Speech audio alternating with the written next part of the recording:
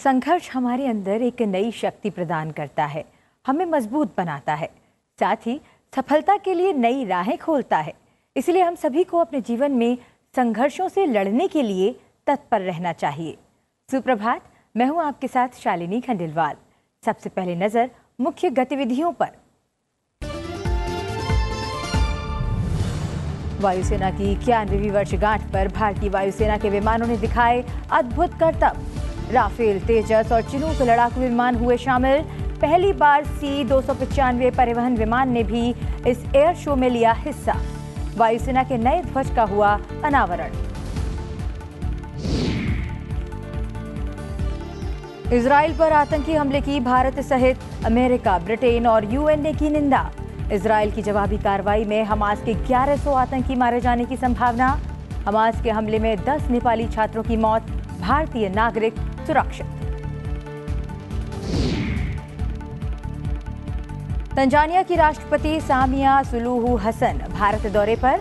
राष्ट्रपति भवन में होगा औपचारिक स्वागत। प्रधानमंत्री नरेंद्र मोदी के साथ होगी द्विपक्षीय वार्ता। दोनों देशों के बीच कई समझौतों पर होंगे हस्ताक्षर। उपराष्ट्रपति जगदीप धनखड़ ने हिसार में हरियाणा कृषि विकास मेले का किया उद्घाटन। बोले, भारत विश्व की 5वीं शक्ति सब किसान, जवान और खिलाड़ियों के बल पर। किसानों को बताया आर्थिक और राजनीतिक बदलाव का केंद्र।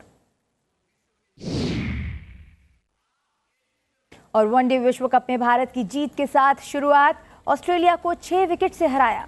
कोहली और KL राहुल के बीच 164 रनों की साझेदारी ने तय की भारत की जीत। जडेजा ने 3 और कुलदीप ने झटके 2 विकेट।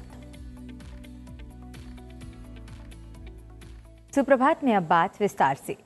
भारतीय वायुसेना की 91वीं वर्षगांठ के मौके पर रविवार को गंगा और यमुना के संगम क्षेत्र में वायुसेना के विमानों ने शानदार एयर शो का प्रदर्शन किया। बड़ी संख्या में लोग इस एयर शो को देखने के लिए कई किलोमीटर दूर से पैदल चलकर आए थे। दोपहर 2:30 बजे शुरू हुए इस एयर शो में भारतीय वायुसेना के करीब 108 विमानों ने हिस्सा लिया, जिसमें भारतीय सेना का ALH ध्रुव हेलीकॉप्टर और भारतीय नौसेना का P-8I विमान भी शामिल था। भारत में पहली बार C-295 परिवहन विमान ने भी इस एयर शो में हिस्सा लिया। इस एयर शो में प्रमुख विमानों में चिनूक, जगुआर, अपाचे, राफेल, तेजस, C-17, हॉक, टाइगर मोट और पिलाटस शामिल रहे। इससे पहले भारतीय वायुसेना की ओर से वायुसेना दिवस परेड का आयोजन किया गया, जिसमें वायुसेना प्रमुख air chief marshal VR Chaudhary, प्रमुख रक्षा अध्यक्ष general Anil Chauhan, air marshal RGK Kapoor और वायुसेना के अन्य वरिष्ठ अधिकारी शामिल हुए। इस मौके पर वायुसेना प्रमुख ने भारतीय वायुसेना के नए ध्वज का अनावरण भी किया। ये वायुसेना दिवस की पहली परेड है जिसकी कमान एक महिला अधिकारी ग्रुप कैप्टन शालिजा धामी ने संभाली। साथ ही पहली बार इस परेड में महिलाओं की एक टुकड़ी थी, जिसमें अग्निवीर वायु महिलाओं को शामिल किया गया। उन्होंने पुरुष सैनिकों के साथ कंधे से कंधा मिलाकर मार्च किया। The world is changing at a rapid pace and we must meet all the new challenges coming our way. We must continue to foster a culture of discipline, integrity and remain ever vigilant in the face of emerging threats. Our commitment to the defense of our nation remains steadfast, and we will continue to protect our territory, deter potential adversaries, and ensure the safety and security of our people. The Indian Air Force is not just a military force, it's a symbol of our nation's collective strength and determination. रविवार को air force day पर प्रधानमंत्री नरेंद्र मोदी ने वायु योद्धाओं और उनके परिवारों को शुभकामनाएं देते हुए एक वीडियो साझा किया। आइए आपको दिखाते हैं इसकी एक झलक।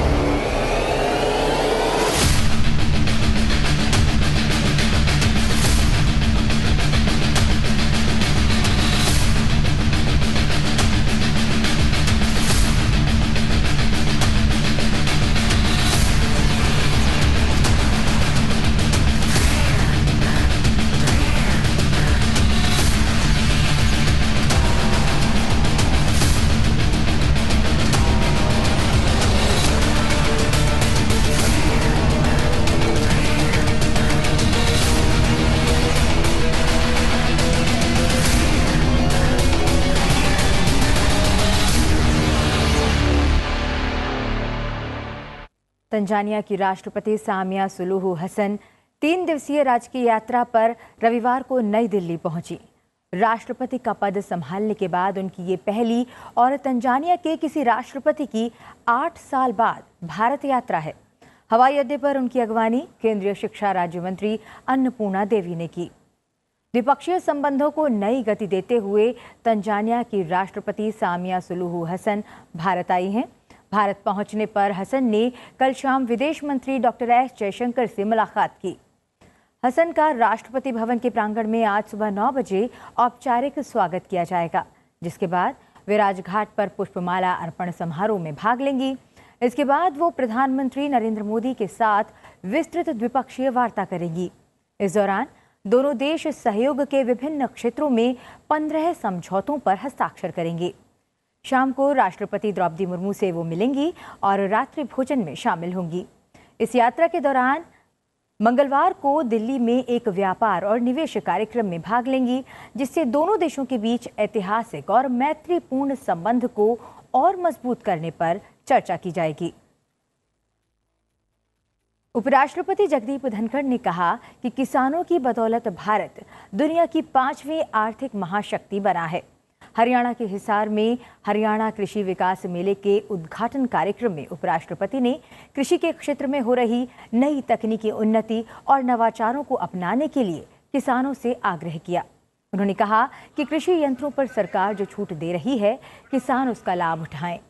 चौधरी चरण सिंह कृषि विश्वविद्यालय में आयोजित कार्यक्रम में उपराष्ट्रपति ने किसानों को संबोधित करते हुए कहा, यदि आप बदलाव लाएंगे, बदलाव का केंद्र बनेंगे और बदलाव को आगे बढ़ाएंगे, तो भारत 2047 में जब अपनी आज़ादी की शताब्दी का जश्न मनाएगा, तब हमारा देश विश्व में नंबर 1 पर होगा। आप एक बदलाव लाएंगे, आप बदलाव का केंद्र बनेंगे, आप बदलाव को आगे बढ़ाएंगे, तो भारत जब आजादी का जश्न मना रहा होगा 2047 में, वो विश्व में नंबर 1 होगा। उपराष्ट्रपति ने कहा कि आज बड़ी बड़ी कंपनियों से नौकरी छोड़कर और बड़ी बड़ी सरकारी नौकरियों को छोड़कर युवा कृषि से संबंधित व्यापार कर रहे हैं, कृषि उत्पादन में अपना हाथ आजमा रहे हैं और ये एक बहुत बड़ी उपलब्धि है। हमें इससे सीख लेनी चाहिए और किसानों को कृषि संबंधित उत्पादों के व्यापार में अपनी भागीदारी बढ़ानी चाहिए। आज किसान क्या देख रहा है? बड़ा भारी बदलाव भारत के प्रधानमंत्री ने ठान लिया है। जो श्रद्धांजलि उन्होंने डॉक्टर एम एस स्वामीनाथन को दी, एक एक शब्द चुन चुनकर कहा, उस आदमी ने क्या महारत हासिल की थी।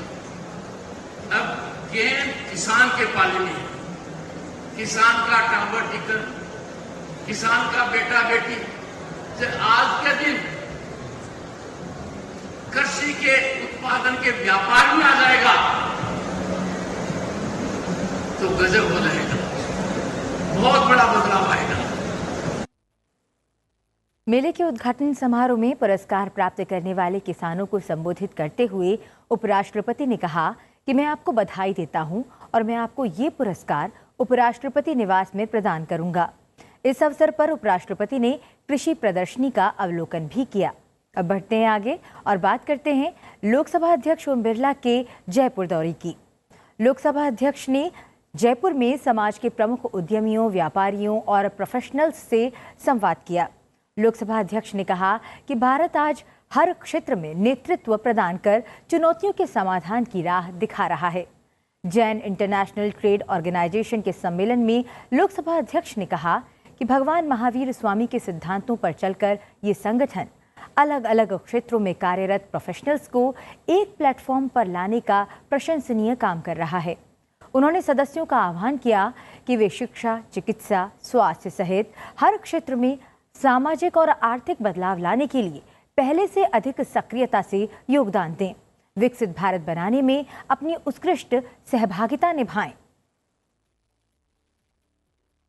लोकसभा अध्यक्ष ने जयपुर में युवाओं से आकांक्षी युवा, लोकतांत्रिक भारत और साझा भविष्य विषय पर संवाद किया। उन्होंने कहा कि हमारे युवाओं में आत्मविश्वास, ऊर्जा, उत्साह, संकल्प शक्ति और सामर्थ्य है। लोकसभा अध्यक्ष ने युवाओं को संबोधित करते हुए कहा कि आज़ादी का अमृतकाल बेहद महत्वपूर्ण कालखंड है, जिसमें संसदीय लोकतंत्र में युवाओं की सक्रिय भागीदारी बढ़ाने की आवश्यकता है। नीतियों, निर्णयों और कानून निर्माण में युवाओं की जितनी अधिक सहभागिता होगी, परिणाम उतने बेहतर आएंगे। युवा स्वयं को मताधिकार तक सीमित न रखें, बल्कि ये भी देखें कि उनका निर्वाचित प्रतिनिधि लोकतांत्रिक संस्थाओं में सक्रिय भूमिका निभाते हुए जनता की आशाओं और आकांक्षाओं को पूरा करे।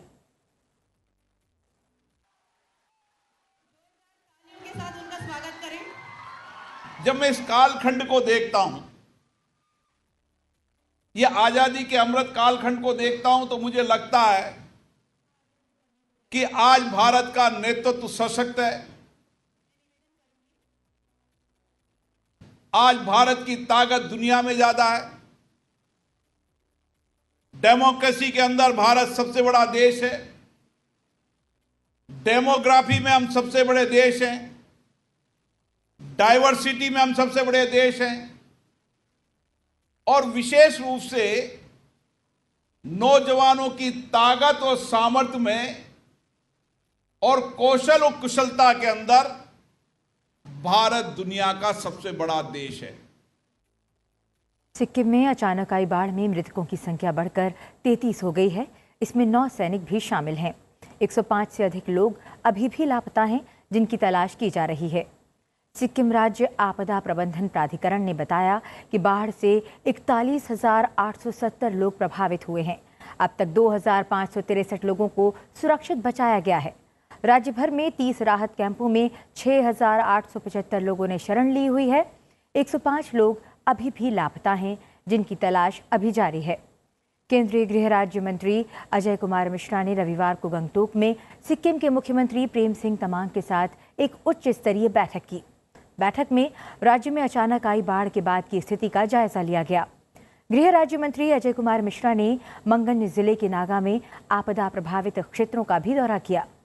उन्होंने प्रभावित नागरिकों को राहत और सहायता का आश्वासन दिया।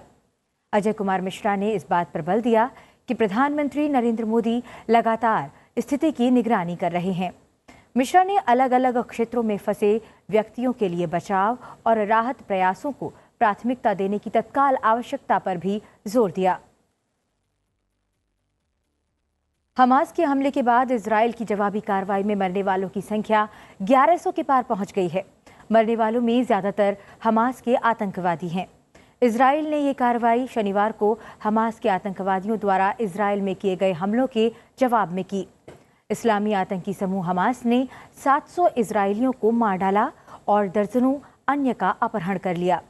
फिलिस्तीनी इस्लामिक जिहाद समूह के नेता का कहना है कि गाजा में उसने दर्जनों इजरायलियों को बंदी बना रखा है, जिनमें से 30 से अधिक इजरायली सैनिक हैं। जियाद नखले ने रविवार रात एक टेलीविजन भाषण में कहा कि जब तक इजरायली जेलों में बंद सभी फिलिस्तीनी कैदियों को रिहा नहीं किया जाता, तब तक बंदियों को रिहा नहीं किया जाएगा।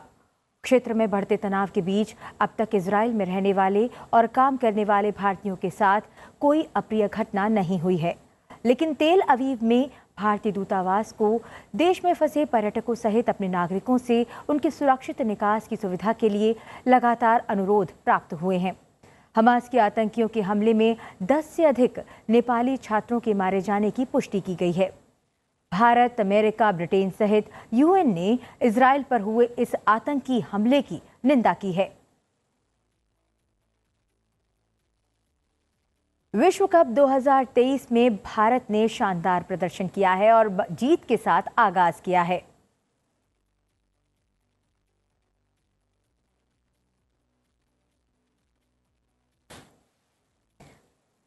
भारत ने ऑस्ट्रेलिया के खिलाफ 6 विकेट से जीत दर्ज की है।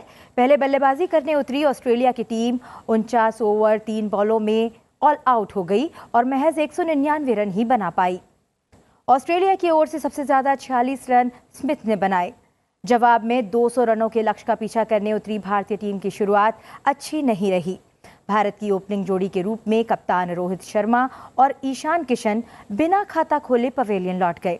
जब भारत का स्कोर 2 रन था, तब भारत ने श्रेयस अय्यर के रूप में अपना तीसरा विकेट खोया। श्रेयस अय्यर भी बिना खाता खोले आउट हो गए। उसके बाद विराट कोहली और केएल राहुल ने भारत की जीत की राह पक्की करने में अहम भूमिका निभाते हुए 150 रन से ज्यादा की साझेदारी निभाई और भारत ने 6 विकेट से ये मैच जीत लिया। हालांकि जब भारत को जीत के लिए 33 रन चाहिए थे, तब विराट कोहली आउट हो गए। उन्होंने शानदार 85 रन की पारी खेली। मैन ऑफ द मैच रहे केएल राहुल ने शानदार नाबाद 97 रन बनाए। अब भारत का विश्व कप का दूसरा मुकाबला 11 अक्टूबर को अफगानिस्तान के साथ दिल्ली के अरुण जेटली स्टेडियम में खेला जाएगा।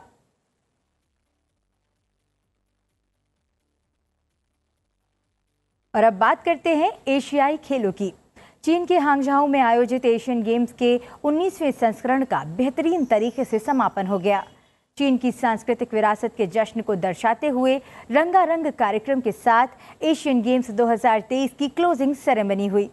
लगभग 80,000 दर्शकों की क्षमता वाले बिग लोटस स्टेडियम में 75 मिनट के कार्यक्रम के दौरान उत्सव जैसा माहौल था। सेरेमनी में रोमांचक पलों को दिखाया गया। इस बार एशियन गेम्स में 45 देशों के एथलीटों ने हिस्सा लिया था।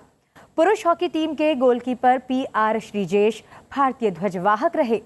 एशियन गेम्स 2023 में भारत ने एशियाई खेलों में अपना सर्वश्रेष्ठ प्रदर्शन करते हुए 107 मेडल जीते। इनमें 28 स्वर्ण, 38 रजत और 41 कांस्य पदक शामिल हैं। इससे पहले साल 2018 में भारत का एशियाई खेलों में सर्वश्रेष्ठ प्रदर्शन 70 मेडल था। आइए एक वीडियो के जरिए देखते हैं एशियन गेम्स 2023 में भारत के सफल और सर्वश्रेष्ठ प्रदर्शन की कुछ झलकियां।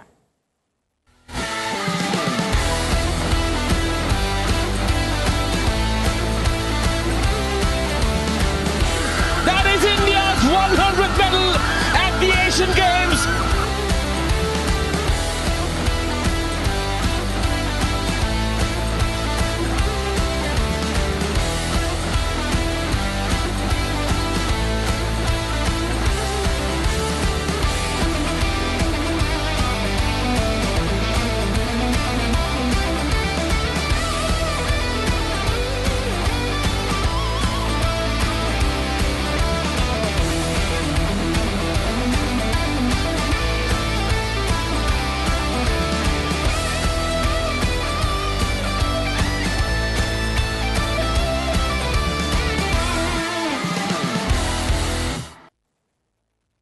भारत के नेतृत्व में G20 शिखर सम्मेलन के सफल आयोजन के बाद भारत अब P20 का आयोजन करने जा रहा है।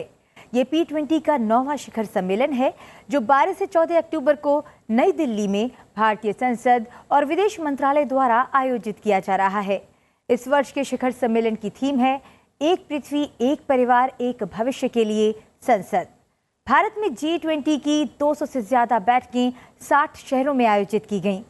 मध्य प्रदेश में इस दौरान क्या खास रहा, आइए जानते हैं।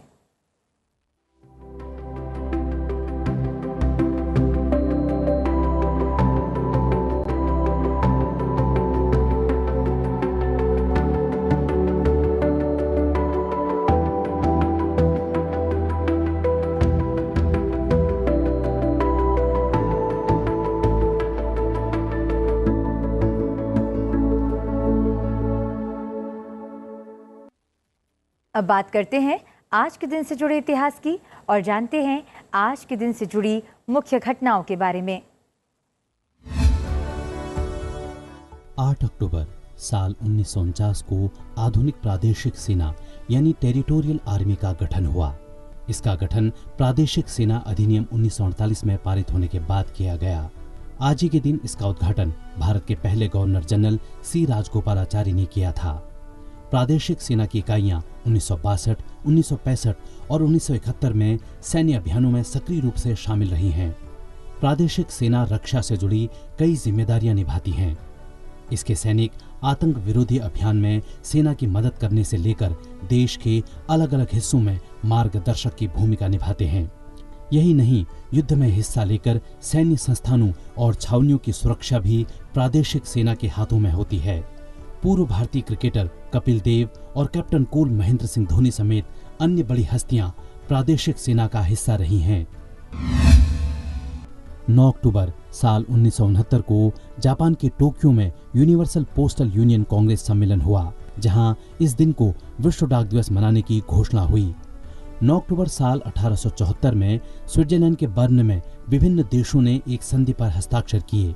इस संधि में सभी देशों के बीच पत्रों के आवागमन के लिए एक विश्व डाक प्रणाली जनरल पोस्टल यूनियन की स्थापना की गई, जिससे विश्व भर में एक समान डाक व्यवस्था लागू हो सके। इसीलिए 9 अक्टूबर के दिन को विश्व डाक दिवस के रूप में चुना गया। 9 अक्टूबर साल 1877 को गोपबंधु दास का जन्म ओडिशा के पुरी जिले में हुआ। उन्हें उत्कल मणि के नाम से भी जाना जाता है। वो एक स्वतंत्रता संग्राम सेनानी, सामाजिक कार्यकर्ता और साहित्यकार थे। ओडिशा में जब भी राष्ट्रीयता और स्वाधीनता संग्राम की बात होती है तो लोग गोपबंधु दास का नाम सर्वप्रथम लेते हैं। अवकाश चिंता, बंदी आत्मकथा और धर्मपद उनके द्वारा लिखे पुस्तकों में से प्रमुख हैं। दिल्ली में national gallery of modern art में एक असाधारण प्रदर्शनी लगाई गई है। इस प्रदर्शनी में प्रधानमंत्री नरेंद्र मोदी को मिले उपहारों और स्मृति चिन्हों की एक श्रृंखला प्रस्तुत की गई है। ये प्रतीक भारत की जीवंत संस्कृति, परंपरा और कलात्मक विरासत का प्रमाण है। आइए चलते चलते आपको दिखाते हैं इसकी एक झलक। आप बने रहिए सनसद टीवी के साथ। मुझे दीजिए आज्ञा। नमस्कार।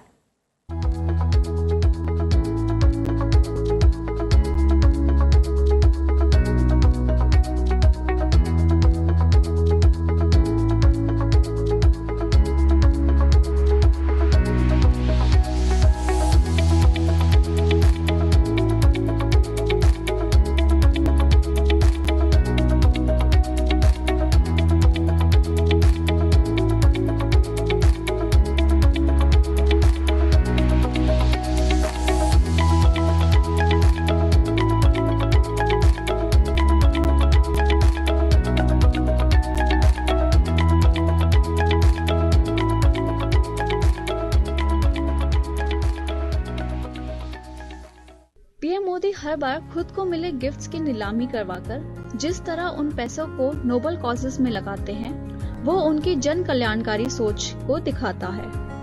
पब्लिक लाइफ में 22 साल पूरे कर रहे प्रधानमंत्री मोदी जब गुजरात के मुख्यमंत्री थे, तब भी उन्होंने इसी तरह अपने उपहारों की नीलामी कराकर सारा पैसा लड़कियों की शिक्षा के लिए दान कर दिया था। From the traditional art forms like Chamba Rumal and Madhubani paintings to the replicas of architectural marvels like Modhera's Sun Temple and Vijay Stambh of Chittorgarh, this year's collection is exceptional with more than 900 items, isn't it?